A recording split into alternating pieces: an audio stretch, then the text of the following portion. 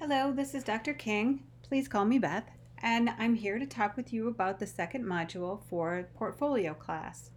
Now, you'll notice that I'm here at the landing page on our course Canvas site, and so we're going to go down to Module 2, which is the context of learning, and you'll notice that I've just published this so that all of this should be populated for you. And so there's a module overview to this unit, and then there's a bunch of resources that you can pick and choose what you would like to access and review. So let's go into the overview here. But the overview, basically what I'm going to ask you to do is to write a paper or do, I've got an alternative, or I've got some ideas for an alternative assignment, and I'll get to that in a minute.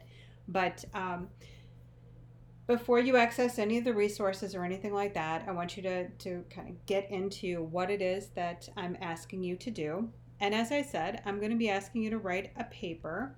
And the topic here is you thinking about the context of learning, or what you can do to plan effectively and know your students so that you can reach and teach students across the entire spectrum of diversity.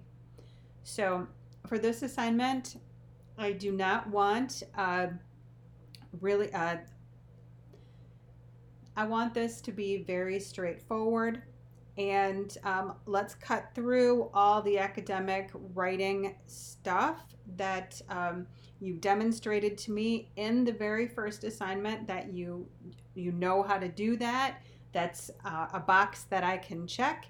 And now let's just get to asking you about the content and you answering the questions. So that's what this assignment is going to be about. And so I'm going to have you literally copy and paste each of these questions here and answer the questions.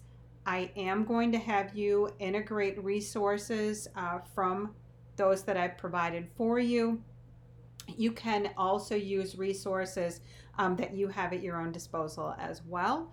But I'd like you to use at least 5 citations from sources from the course in your writing. I will want you to use paragraphs as you answer these, but I want you to be a little bit more direct and a little bit less flowery, if that makes any sense to you. But let's get into what the questions are, and I'll get to the technical requirements in a minute. So as I said, copy and paste each of these questions, and then I'd like you to answer the questions. So the first question: a key teaching principle indicates that a positive student-teacher relationship provides the foundation for effective teaching. Getting to know your students is core to this principle. From your perspective, why is this true? So you can even refer back to the in-task standards. You can refer back to your philosophy of education for information in answering this first question. Question 2, what does getting to know your students mean to you? What do you need to know about your students, both academically and in terms of social-cultural background, in order to prepare for instruction? So what kinds of things, certainly we know we need to know our students' ability level, achievement level, and those sorts of things when we're trying to figure out where the students are starting, so then we can figure out where we need to bring them. But what other kinds of things might you need to know about your students? For example, where does culturally relevant pedagogy figure in here? Where does the student's socioeconomic background fit in? Where does the student's friendship groups and the student's identity play in? What do you need to know about a student's interests, or what might be advantageous to know about a student's interests, when and why? And that leads us into question 3. How might the information that you know about your students inform your teaching, particularly as it affects student learning? So I think we all know of examples where students who had a specific interest were able to be designed into a lesson. For example, um, in many statistics courses, teachers or statistics units and statistical thinking in elementary grades, teachers will commonly bring in things like fantasy football or um, different athletic stats when they're trying to get across statistic methods or statistical thinking. But what other examples might you come up with to inform your teaching practices in terms of like what students' interests and how they may inform that? An example of this that I used in my own practice is I had a student who was in my business math class, and he was having a very difficult time with the course. He was having a very difficult time with life in general. He was a junior and not doing very well in school, severely credit deficient, and he was having a difficult time with motivation and seeing any relevance in the things that we were doing. Although I felt, as a business education teacher, everything I was doing was relevant, which was one of the mistakes that I made. And so, in getting to know this student, I learned that his absolute passion in life was music. That he played the guitar. He played the guitar all the time. Every spare second that he had, he was playing the guitar, and he intended fully to be a musician. And so, as a musician, he didn't see any need for having any sort of business math. I mean, after all, what does business math have to do with playing a guitar? Well, it has plenty to do with being a musician. And so I assigned him uh, I assigned him a project, and one of the things I had him do was to figure out how business math is used by musicians. And if musicians don't have very good business math skills, then what happens to them? And you know where I'm going with this. But it was this. He wasn't excited about it to begin with, not in the least. And I did have to push. But as he got into it, and as I provided access to resources where he could talk with people in his intended career path about what sorts of skills and knowledge he would need, I was able to help him see relevance in the kinds of things that we were learning. Now, that didn't make all of our problems go away. I still had to do a lot of really working on motivation and really trying to understand where he was coming from, and that's one example of how students' interests might affect your teaching. It certainly is one area that affected mine. Um, as I saw as I saw a lot of positive results with this student, um, interest driven instruction became one of the areas of my research, and it was foundational in informing my dissertation. My dissertation was on using video games to engage at risk teenage boys who were very negative about reading and very negative about literacy in general. However, playing video games, they were devouring novels. They were using a variety of text based, fictional, and non fictional resources to inform their gameplay. And through that, I learned how to leverage their interests in an authentic way to help them build their academic self esteem in the area of literacy. So those are a couple of examples. I'd like you to, watch the culturally responsive teaching videos that I've provided for you, and see what you can put together. I'd like you to be creative, and I hope that you're not going to just come up with something really superficial, like or superficial or very commonly used, such as bringing in fantasy football to build numeracy or that sort of a thing. And try to come up with something new, something novel, something that you could are or would use in your own practice. So those are the 3 questions. And what I'm going to be looking for from you here is to really think about what is important in answering those 3 questions, because I'm going to keep you limited in terms of the page number here. 3 pages maximum, double spaced. So page numbers at the bottom of the page. So I think that that can average out to 1 page per question, give or take. As far as a bibliography, you do not need to have a bibliography with this if you only use resources provided with this course. I will want you to use in-text citations. Right here, use citations in the body of your paper. Only 1 direct quote is allowed. And here is an example right here, King, 2016 in parentheses. That's an example of author and year of publication that you would use after you refer to that content or the point that author was making. When in doubt, just do your best. All I really want is some sort of a breadcrumb trail helping me know how you got or where you got that information from. So if you say, course reading chapter 2, and even if you say it's course reading chapter 2 page whatever, that's totally fine. If you use sources other than the course resources, please have a bibliography there, so I can see which sources that you used.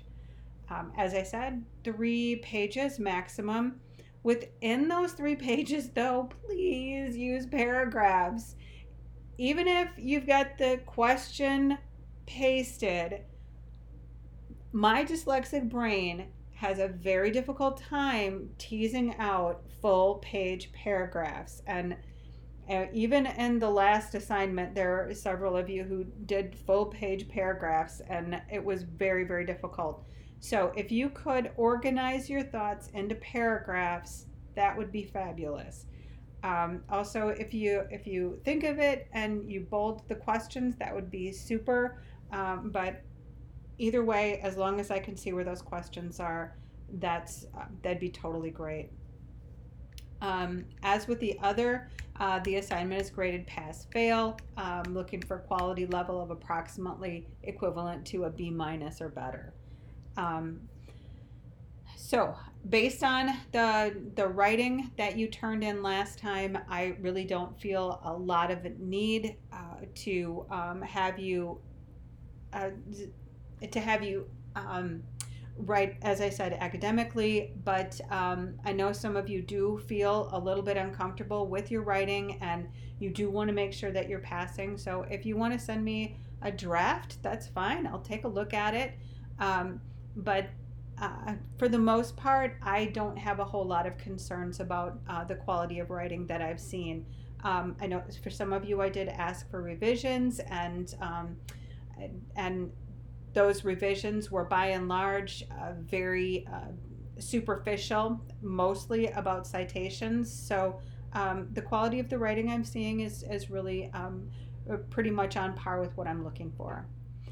All right, so if you're not so interested in writing another paper and like to do something a little bit more creative, I'd like you to take this assignment and convert it over into something graphical.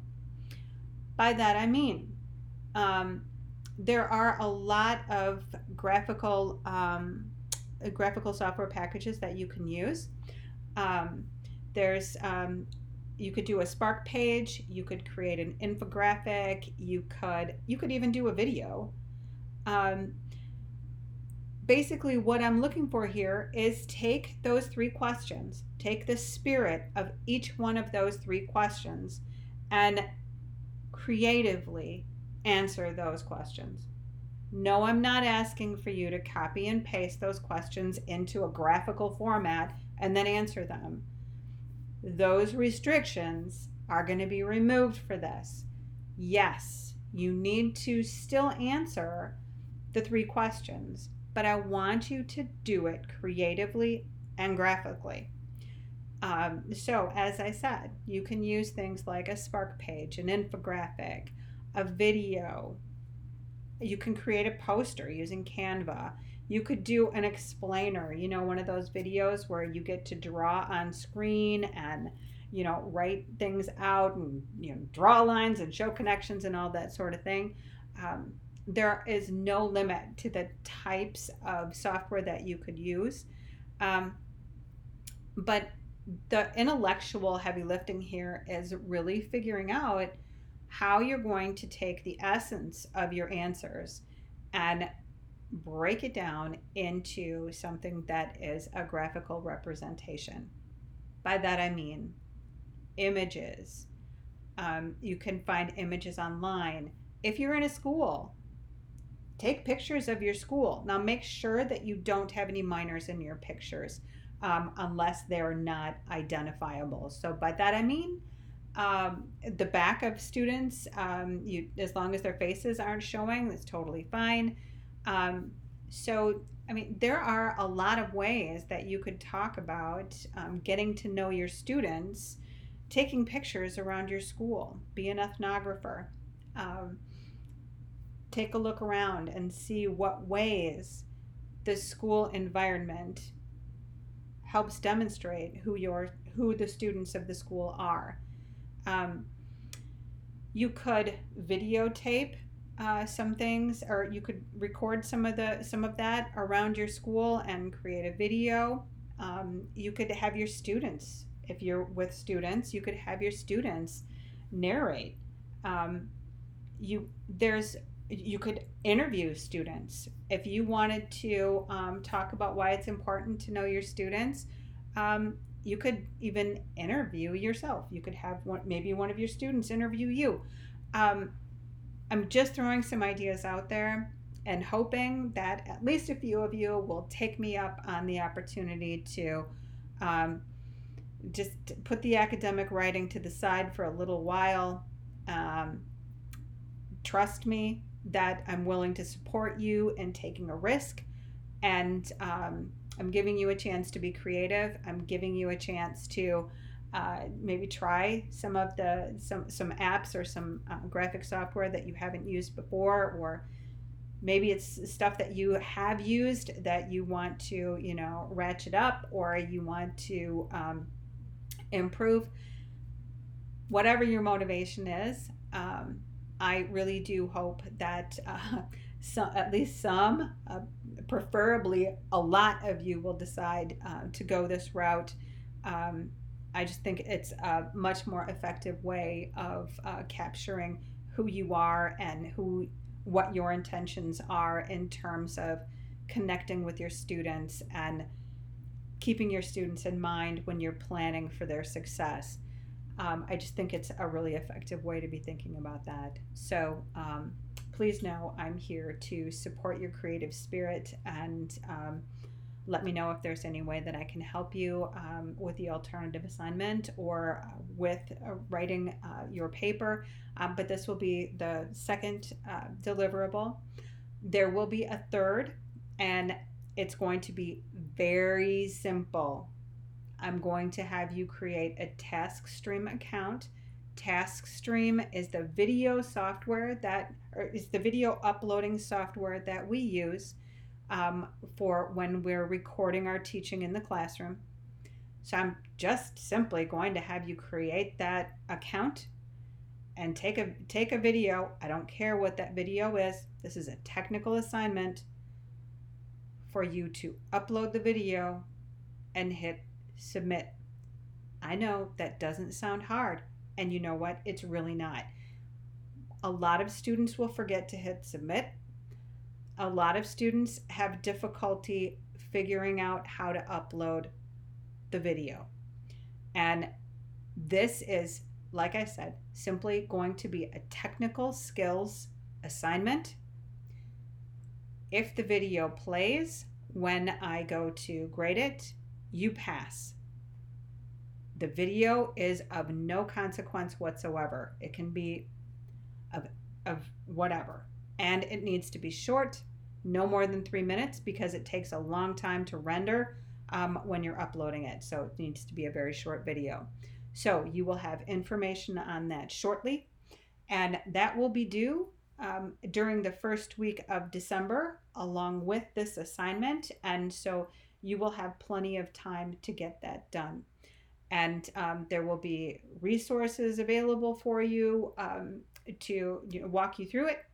And I will have information for you on how to contact the Wisconsin Instructional Technology Resource Center, which is just a really long-winded, fancy way of saying, you know, that computer lab in Winter Hall in the basement, that one.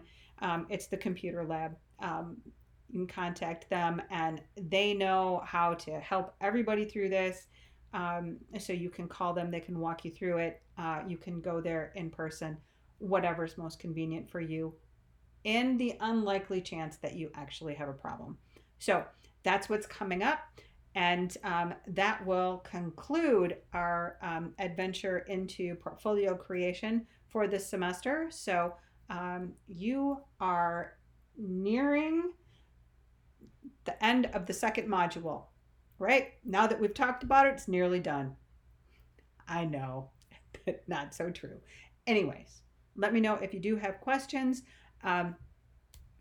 Yeah, I wish you well, and I hope you have fun with this. Again, another plug for the alternative assignment. I do hope some of you take me up on that. All right. Thank you all. Bye-bye.